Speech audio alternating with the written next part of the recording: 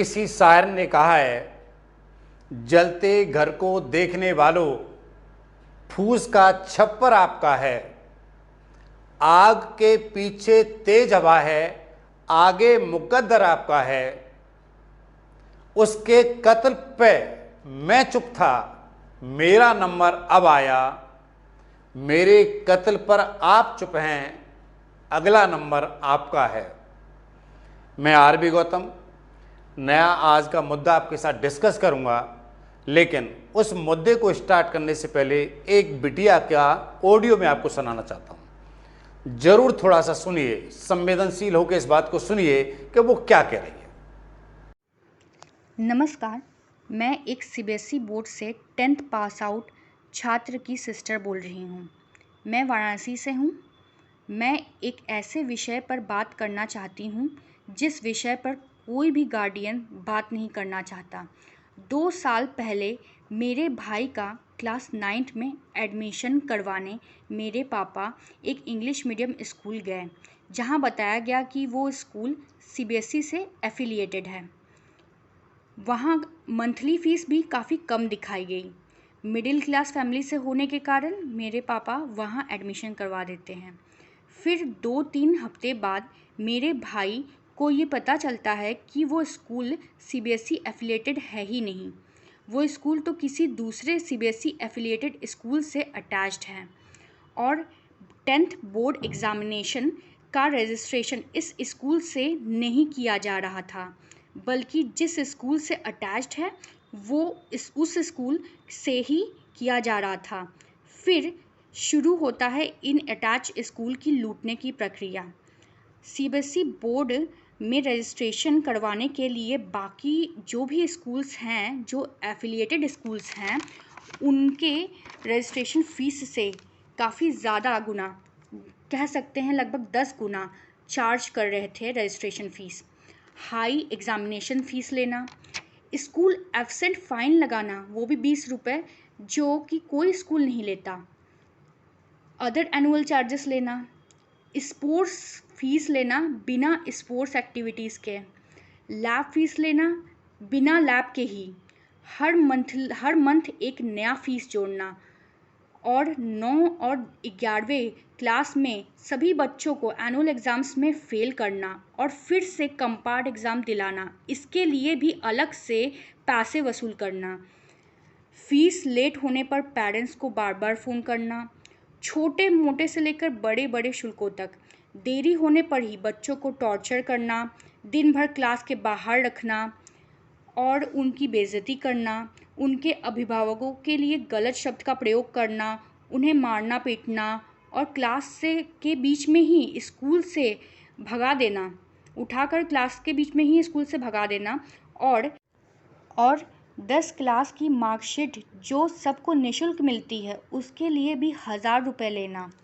Board exams में जिस CBSE affiliated school से ये स्कूल अटैच्ड है, उस स्कूल का अलग से यूनिफॉर्म खरीदवाना, उस स्कूल का नया आईडी कार्ड बनवाना, उसके लिए भी अलग से पैसे लेना।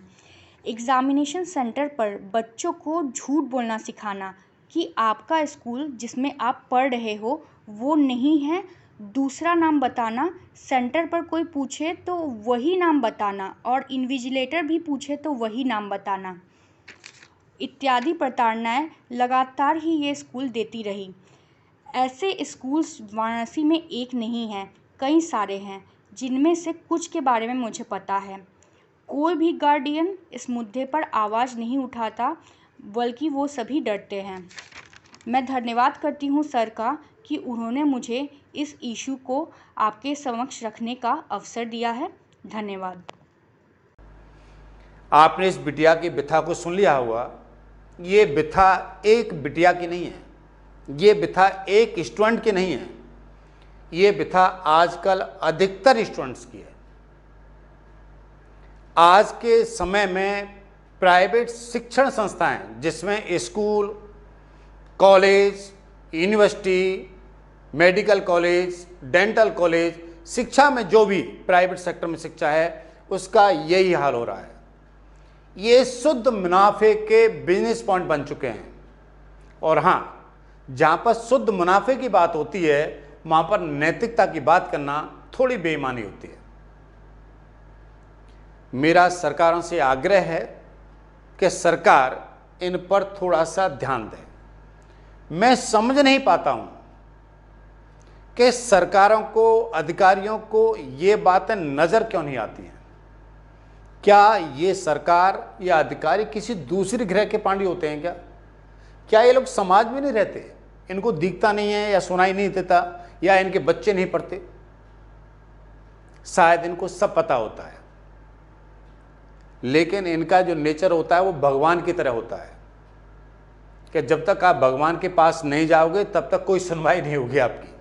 मैं आज एक याची के तौर पर सरकारों से, ठीक है, ये विनम्र आग्रह करना चाहता हूं कि आप इन प्राइवेट स्कूलों पर कुछ लगाम लगाने की प्रक्रिया बनाएं, कुछ कठोर कानून बनाएं, संविधान में कुछ परिवर्तन करें, कुछ नियम बनाएं, तभी आप नई शिक्षा नीति, नई राष्ट्रीय शिक्षा नीति जो आप अप्लाई करने जा रहे हो उसको क्रियान्वित कर पाओगे। यदि इन पर आपने बाउंड्री नहीं लगाई, इनकी आपने गाइडलाइंस नहीं बनाई, तो विश्वास करिए, मैं गारंटी के साथ कह सकता हूं कि आप जो राष्ट्रीय शिक्षा नीति क्रियान्वित करने जा रहे हो ये बिल्कुल फेल हो जाएगी, कोई मीनिंग नहीं रहेगा। आपको पता होना चाहिए कि प्राइवेट सेक्टर में एक छोटी क्लास के बच्चे का एक बैग की जो बुक आती हैं वो 5-5 हज़ार रुपये की दी जा रही है। बड़ा आश्चर्य होता है मेरे को, 5 हज़ार की बुक एक नर्सरी क्लास के बच्चे की।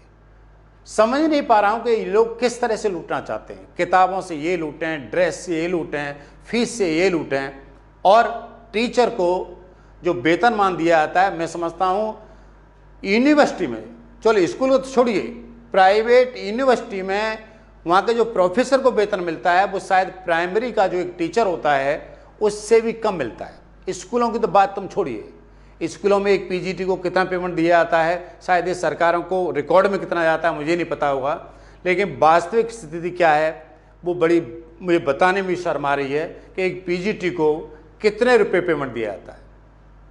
लेकिन इनकी फीस है बहुत, एक एक बच्चे से, पहली क्लास के बच्चे से फीस 4,000 रुपये महीने, 5,000 रुपये महीने, इस तरह की इनकी फीस हैं। लेकिन सरकार की कोई गाइडलाइन नहीं है, कोई सुनवाई करने वाला नहीं है। सीबीएसई को स्कूलों की बात करें, उनकी शिकायत सीबीएसई करें, वो राज्य सरकारों पर डाल देती हैं, राज्य सरकार से बात करें वो सीबीएसई पर डाल देती है। कोई किसी की सुनवाई करने वाला नहीं है। टीचरों का शोषण हो रहा है, विद्यार्थियों का शोषण हो रहा है, विद्यार्थियों को अनैतिकता सिखाई जा रही है। जब उनको पता होता है, एक स्कूल में पढ़ने वाला 10th क्लास से ऊपर पढ़ने वाला स्टूडेंट कोई बेवकूफ़ नहीं होता, ठीक है, वो सब कुछ जानता है, वो वहाँ से अनैतिकता का पाठ भी सीख रहा है, वो जानता है कि उसके टीचर को कितना पेमेंट दिया जा रहा है। वो खुले में एक टीचर से कह देता है कि आप मेरा कुछ नहीं बिगाड़ सकते क्योंकि मैं स्कूल को इतनी फीस दे रहा हूँ। एक स्टूडेंट टीचर से कह देता है कि आप मेरा कुछ नहीं बिगाड़ सकते, आप मुझे स्कूल से नहीं निकलवा सकते।